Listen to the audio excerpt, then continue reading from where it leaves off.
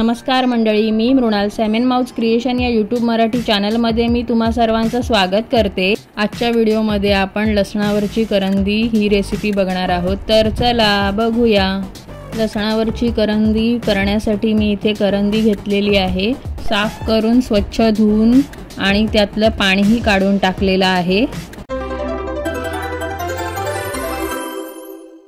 आता मी करंदीमध्ये सुके मसाले घालून घेते। इथे मी पाव चमचा हळद घालून घेते, 1 चमचा मसाला घालून घेते। तुम्हाला जसं तिखट हवंय त्याप्रमाणे तुम्ही मसाला घालू शकता। आता आपण यामध्ये पाव चमचा गरम मसाला घालून घेऊया आणि चवीनुसार मीठ घालून घेऊया। आता आपण हे सर्व व्यवस्थित मिक्स करून घेऊया। तुम्हाला हवं असेल तर तुम्ही हिरवं वाटण पण घालू शकता। हिरवं वाटण न घालताही असंही चांगलं लागतं। आता मी गॅसवर तवा ठेवलेला आहे। लसणावरची करंदी ही तव्यावर बनवलेलीच खूप छान लागते।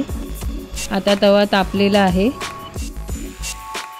आता मी 1 चमचा तेल घेते।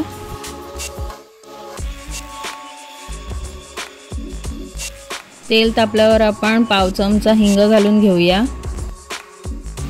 ही लसणावरची करंदी आहे म्हणून ह्यामध्ये आपण कांदा नाही वापरत आहे, लसूणच वापरणार आहोत। इथे मी हा लसूण बारीक कापून घेतलेला आहे, तुम्ही ठेचून पण घेऊ शकता। आता मी तुम्हाला वाटी दाखवली ना, त्यामध्ये जवळजवळ पाववाटी एवढं लसूण होता, तो मी घेतलेला आहे। आता हा लसूण आपण तेलावर परतूया।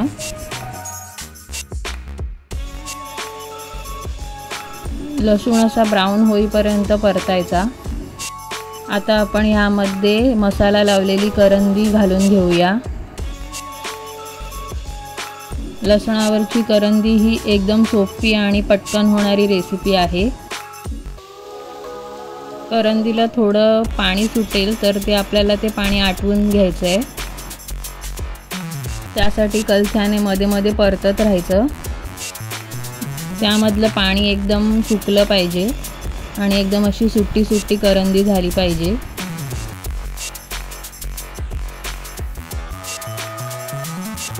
करंदीमधलं पाणी आता सुकलं आहे, तुम्ही बघू शकता।